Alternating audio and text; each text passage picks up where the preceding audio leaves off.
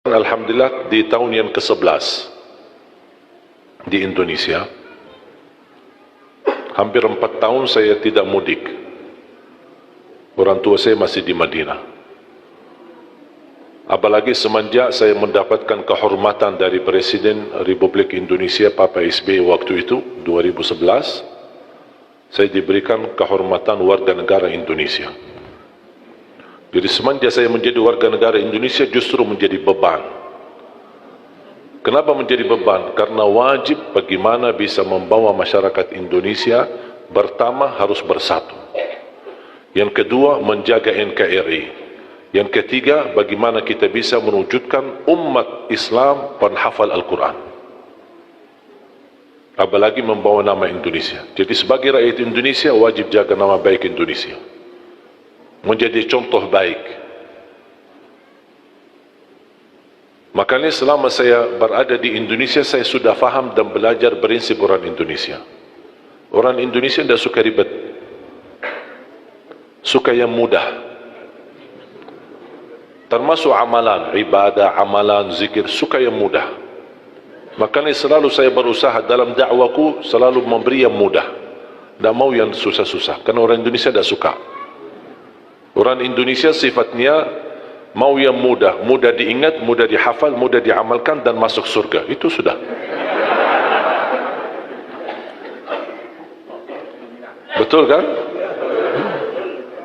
Makanya ketika saya setiap Ramadan bawa adik-adik saya punya saudara 12, timnas. Saya membawa adik saya, ada di adik kandung saya di Indonesia. Saya khususkan mereka untuk menjalani tugas mengajar Al-Quran. Karena dari 12 adik-adik saya ada Alhamdulillah 10 penghafal Al-Quran. 30 juz bukan juz 30. Jadi saya sengaja mendatangkan mereka supaya ayo sama-sama memperjuangkan, melahirkan, mewujudkan insyaAllah sebanyak-banyaknya penghafal Al-Quran. Dan saya tugaskan mereka di bulan Ramadan jadi imam tarawih. Ada yang di Jakarta, ada yang di Surabaya, ada yang di Lombok, ada yang sampai di Bali, di Kalimantan, bagi-bagi. Setiap tahun kami menghadirkan 20 imam. Ada 5 adik saya, terus yang lain-lain, saudara ada atau sahabat, teman-teman, semua pemuda, tapi Masya Allah suaranya bagus dan penghafal Al-Quran. Tugas mereka bukan hanya tarawih, tapi juga tadarus Quran, dan setiap masjid mereka pakai buat salat tarawih menggunakan aktivitas tahfidz.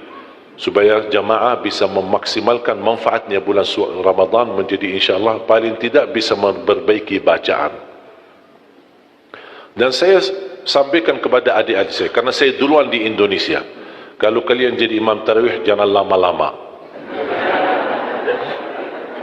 Kalau di Arab kan suka lama-lama kan?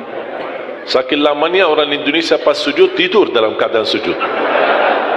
Tidak terbiasa, tidak terbiasa.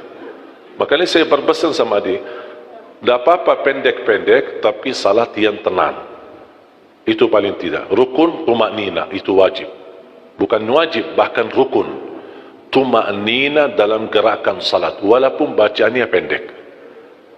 Yang saya tidak terima, 23 rakaat 7 menit, itu bukan tarawih. Nah, ini masalah ini. Ini jangan sampai menjadi tradisi, jangan sampai menjadi budaya. Bahaya itu. Karena Islam tidak menerima salat seperti itu. Bahkan Islam menganggap itu bukan salat. Makanya jangan disia-siakan. Tak apa-apa 23 rakaat atau 11 rakaat. Tidak masalah. Jumlahnya menurut saya tidak menjadi masalah. Asal jangan ribut. Yang 11 menyesatkan yang 23. Yang 23 menyesatkan yang 11. Itu tidak boleh. Yang 11 benar, yang 23 benar. Karena sudah diijma' oleh ulama, salat malam paling sedikit 2 rakaat minimal. Paling banyak bebas, tidak ada batas. Itu sudah diijma' oleh Ahlus Sunnah wal Jamaah. Yang menjadi perbedaan menentukan jumlah, ini yang menjadi perbedaan, tidak disepakati oleh ulama. Yang disepakati jumlahnya berapa? Bebas. Berapapun bebas. Minimal 2 rakaat. Tapi yang tidak disepakati masalah jumlah yang ditetapkan. Ada yang bilang 11, ada yang bilang 23. Bahkan ada yang 43. salah satu pendapat di mazhab Malikiyah. Makanya saya sudah mengerti bagaimana cara untuk melaksanakan tarawih, jangan lama-lama. Kalau di Madinah kita Ramadan pasti khatam Al-Quran. Saya punya tetangga di masjid kami di Madinah, Masya Allah istri beliau sudah tua dan beliau bisa hafal Al-Quran dari bacaan saya salat subuh. Kalau salat subuh kami di Madinah 2 rakaat khatam suratul Rahman, 2 rakaat khatam suratul Waqi'ah, 2 hari atau 3 hari maksimal khatam surah Yasin. Jadi subuh hari ini baca sebagian, besok lanjut sisanya, besok lagi lanjut sisanya surah Yasin. Jadi 3 hari salat subuh sudah khatam surah Yasin. Surat Tabarak kita lakukan 1 rakaat. Surat hari Jumat subuh As-Sajdah rakaat pertama dan rakaat kedua suratul Insan, Hal ata 'alal insan. Dan jamaah yang ada di sekitar masjid kami di Madinah, termasuk ibu itu, beliau suaminya menceritakan, istri saya bisa hafal beberapa surah yang antum sering bacakan di dalam salat subuh. Suka panjang. Begitu saya datang ke Indonesia pertama kali, saya belum faham budaya Indonesia. Niat saya baik, salat subuh diminta jadi imam, saya maju jadi imam. Saya baca Ar-Rahman di rakaat pertama, saya baca Al-Waqi'ah di rakaat yang kedua. Awal-awalnya saya rasa saf masjid cukup banyak. Pas begitu salam saya lihat sisanya cuma 1 saf. Wallahu alam ya Allah, kemana perginya? Tidak terbiasa. Saya kaget. Masa semuanya sakit? Masa semuanya pinsang? Tapi lama-kelamaan, oh sudah faham. Ini orang Indonesia seperti ini. Makanya saya bilang sama adik saya, jangan lama. Orang Indonesia kalau kulhu bisa dibagi 2, terima kasih.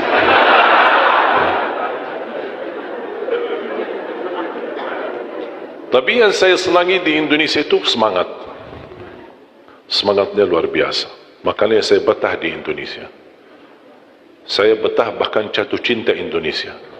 Bahkan bangga menjadi rakyat Indonesia. Sampai kadang-kadang saya ke Arab menggunakan paspor Indonesia, tidak pakai lagi paspor Arab. Saya ke bandara, antri kan imigrasi kan, saya ikut jalur orang Indonesia.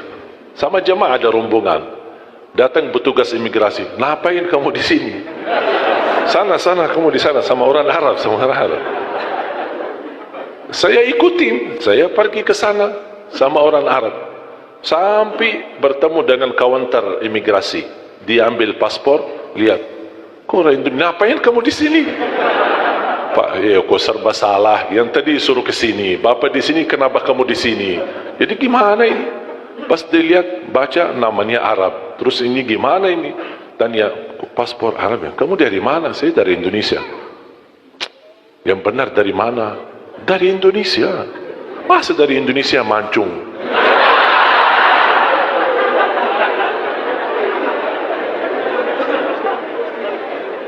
Tapi subhanallah, karena sering bola-balik, pulang kampung, kemudian silaturahim orang tua bersama jamaah, sampai di bandara sudah kenal.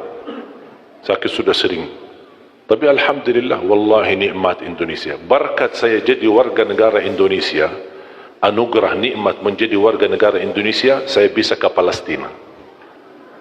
Selama masih warga negara Arab, tidak bisa ke Palestina. Bahkan alhamdulillah dapat karunia luar biasa, karunia dari Allah, hadiah dan nikmat besar dari Allah. Ketika saya pertama ke Palestina dan pertama kenal imam besar Masjidul Aqsa, malah beliau dorong saya menjadi imam salat maghrib dan isya di Masjidul Aqsa. Alhamdulillah. Makanya ibu kalau besok-besok dengar sejarah ada orang Indonesia salat di Masjidul Aqsa jadi imam maghrib dan isya, itu Ali Jabir.